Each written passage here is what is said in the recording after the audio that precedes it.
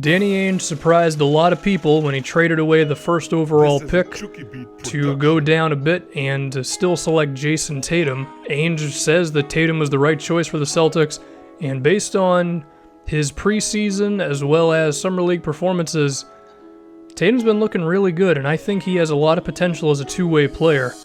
But we're going to start with his offensive game because I think that's what jumps out first with Tatum. I mean, that was what he was billed as when he was coming into the NBA, as someone who could put some points on the board. And what I've noticed first and foremost, his handle is pretty good. He seems very comfortable with the ball in his hands attacking, and that's always a chance with wing players that they're not going to really be ready to handle the ball and attack defenders one-on-one and beat guys off the dribble, get inside.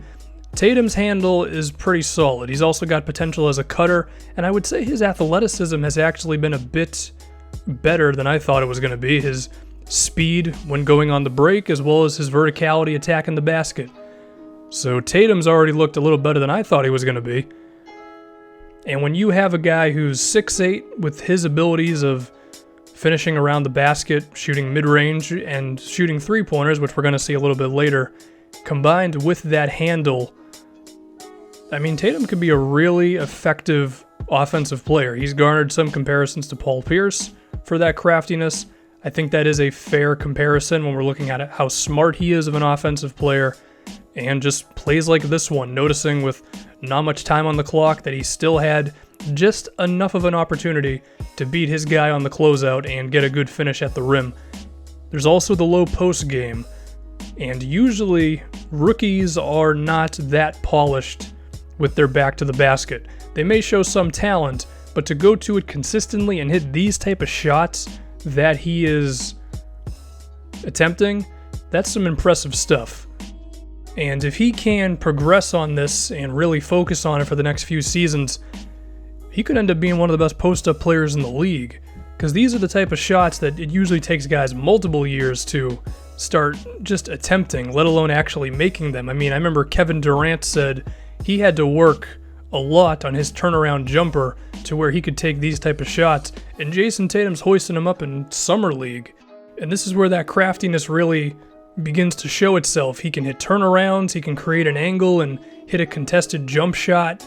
The handle is there, the spin moves, and he's got that 6'8" frame. I mean, the offensive game from inside is good, but the jump shot, I think, is what's really going to allow him to go to the next level, because if you have the ability to score inside, but opposing teams are not going to respect your jump shot, then how much of an offensive game do you really have? Because then they can provide spacing off of you, they can bring extra help defenders when a teammate of yours is driving. You don't necessarily have the best offensive value, but when you're knocking down three-pointers, well, suddenly, what are they going to do? Because if they're going to defend Tatum for the drive, then he's just going to pull up on him. If they're going to defend him close, then he can go past him, because we've seen how good he is at beating guys off the dribble. Tatum just seems like an overall really strong offensive talent for the Celtics, and I do think there was a bit of a fear when he was picked that his three-pointer was not going to be ready for the NBA. And of course, we don't want to overreact just yet, because this has just been the preseason and Summer League, so we're going to have to see if that outside shot is consistent. But, I mean, look at this. Just look at that. Okay, does that not remind you of Joe Johnson or Paul Pierce in their prime? The ability to, multiple crossovers, getting the guy on his heels and then pulling up.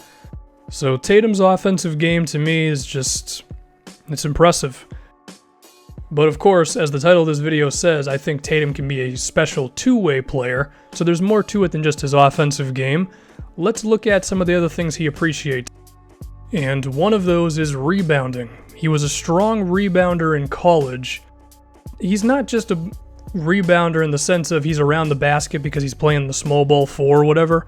He has a real willingness to grab rebounds, and it seems like he really enjoys it as well.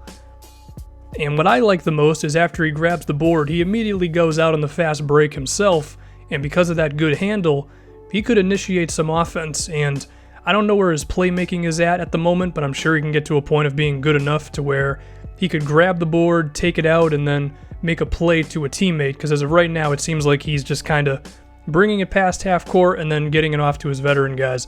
But now we're going to talk about his defense, because Brad Stevens has said that Tatum's defense is way more mature than it should be, and I would kind of agree. I mean, look at this one here where he's around the top of the key now, switches on to Kemba Walker, gets around the screen, and actually forces the ball out of Kemba Walker's hands, by the way, willing to grab the rebound. Here he's at the top of the key again on Frank Kaminsky.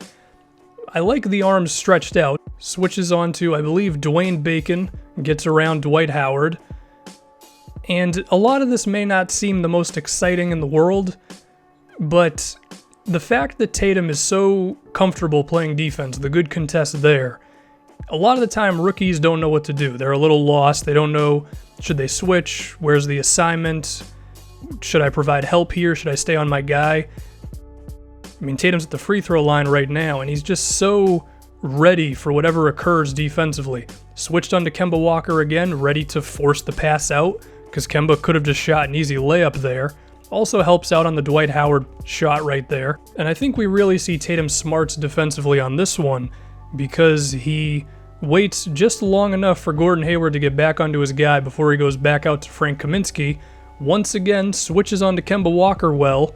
He got a little bit of help from Al Horford, but then gets back into the play to contest the Frank Kaminsky jumper. You should not be this good defensively this quickly. He's under the basket on this one here.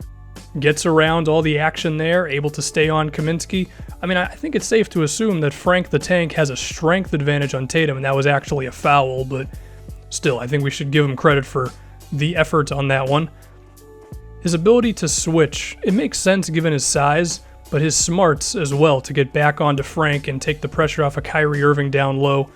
I think that's what's intriguing the most, just how smart of a defender he is. He's got the physical tools, but he's also very willing to do it as well. He's coming around screens on this one, gets back onto his guy, and here he provides the help on Malik Monk, which allows the ball to get loose, and then he's still in the mix going for the ball as well. So Tatum, I think you see what I'm getting at with how good of a two-way player he could be. And I did make a couple of comparisons earlier. One of them was to Joe Johnson. If his defense is legit, then he could be in the realm of like a Paul George type of a wing player. But that is going to take a while. It's not going to happen for a few seasons with Tatum. But he seems like a special two-way talent in my opinion. The offensive game, creating his own shot, and then the appreciation for defense and rebounding as well.